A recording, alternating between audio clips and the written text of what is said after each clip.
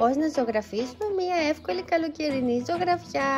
Γεια σας παιδιά, είμαι η κυρία Λένα και από εδώ είναι ο βοηθός μου ο Κέρμιτ το Βατραχάκι. Γεια σας! Σήμερα Κέρμιτ μου θέλουμε να φτιάξουμε μια καλοκαιρινή ζωγραφιά την οποία θα φτιάξουμε ένα καβουράκι. Τα καβουράκια έχουν πάρα πολύ πλάκα. Ναι Κέρμιτ μου, δεν έχουν πολύ πλάκα. Ξέρεις πως περπατάει το καβουράκι? Ναι, το καβουράκι περπατάει ανάποδα. Ναι Κέρμιτ μου, το καβουράκι περπατάει κάπως στα πλάγια. Ναι, έχει πάρα πολύ πλάκα. Ναι Κέρμιτ, αλλά έχει και δαγκάνες και μπορεί να σε δαγκώσει. Ναι, σωστά. Πολύ ωραία. Θα δείξουμε λοιπόν στα παιδιά σήμερα πώς να φτιάχνουν εύκολα ένα καβουράκι χρησιμοποιώντας την παλάμη τους και να ζωγραφίσουν αυτή την ωραία ζωγραφιά. Πάρα πολύ ωραία. Πάμε να ξεκινήσουμε. Ναι, πάμε. Πριν ξεκινήσουμε παιδιά μου, να σας θυμίσουμε να κάνετε like στο βίντεο όμως αν σας αρέσει και να εγγραφείτε και στο κανάλι μας για να ενημερώνεστε όταν ανεβάζουμε καινούριο βίντεο.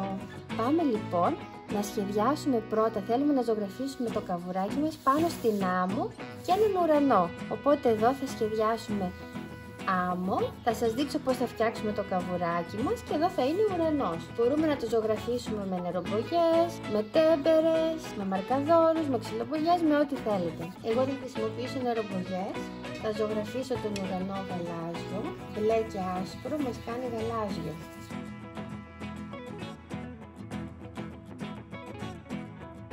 Έχουμε λοιπόν ζωγραφίσει τον ουρανό μας, πάμε να ζωγραφίσουμε και την άμμο.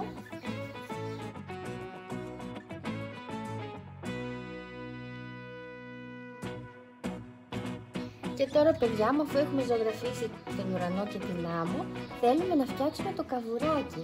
Μπορούμε να χρησιμοποιήσουμε την παλάμη μας, θα ζωγραφίσουμε την παλάμη μας κόκκινη. Μπορείτε να χρησιμοποιήσετε τέμπερες, εγώ θα χρησιμοποιήσω τέμπερες, μπορείτε να χρησιμοποιήσετε και νερομπογιές ή δαχτυλομπογιές. Ζωγραφίζω λοιπόν το χεράκι μου και έχει πάρα πολύ πλάκα γιατί με γαργαλάει το πινέλο.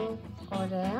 Και τώρα που είναι ακόμα έτσι υγρό, να μην στεγνώσει ποδιά, θα έρθω και θα πατήσω το χεράκι μου με το χεράκι, την παλάμη το χοντρό, το δαχτυλάκι μου να φτάσει προς τα πάνω. Τραβάω το χεράκι μου και αυτό θα είναι το καβουράκι. Θα το κάνω τώρα και με το αντίθετο χεράκι, εδώ. Εάν θέλω εδώ μπορώ να γεμίσω λίγο το χρώμα μέσα, κόκκινο, να ενώσω εδώ τα δαχτυλάκια, έτσι. Και θα κάνω το ίδιο και με το άλλο μου χεράκι.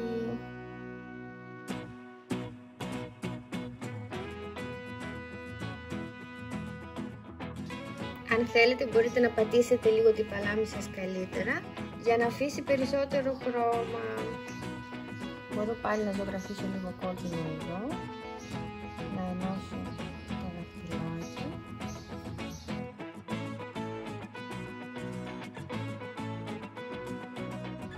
Αφού λοιπόν στεγνώσει το καβουράκι μας, θέλουμε να ζωγραφίσουμε και δύο ματάκια. Θα πάρουμε λίγο λευκό χρώμα με το δαχτυλάκι μας και θα πατήσουμε το δαχτυλάκι μας εδώ στα μάτια για να ζωγραφίσουμε τα ματάκια του. Μπορείτε αν θέλετε να κόψετε δύο κυκλάκια λευκό χαρτί και να το κολλήσετε. Μόλις λοιπόν στεγνώσουν τα ματάκια, στεγνώσει το χρώμα, μπορούμε να ζωγραφίσουμε και με μαύρο μαρκαδοράκι. Σκέφτηκα και κάτι άλλο παιδιά, μπορούμε αν θέλουμε να φτιάξουμε συννεφάκια με βαμβάκι. Θα κόψουμε λίγο βαμβάκι και θα το κολλήσουμε στον ουρανό και θα έχει και συννεφάκια η ζωγραφιά μας.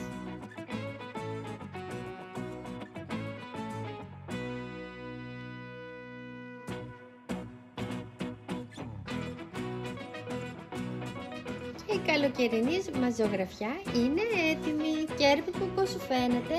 Μου αρέσει πάρα πολύ. Το καβουράκι βγήκε πολύ ωραίο έτσι με αυτόν τον τρόπο. Ναι Κέρμιτ μου, συμφωνώ κι εγώ. Παιδιά μου, αν σας άρεσε και εσάς η ζωγραφιά μας, κάντε like. Επίσης κάντε εγγραφή στο κανάλι μας. Και μην ξεχνάτε ότι μπορείτε να γίνετε και μέλη στην ομάδα μας στο Facebook. Θα έχω αφήσει το link κάτω στην περιγραφή, όπου μπορείτε να μας στείλετε και τις δικές σας δημιουργίες και να χαρούμε και να τις δείξουμε και στο κανάλι μας. Ναι!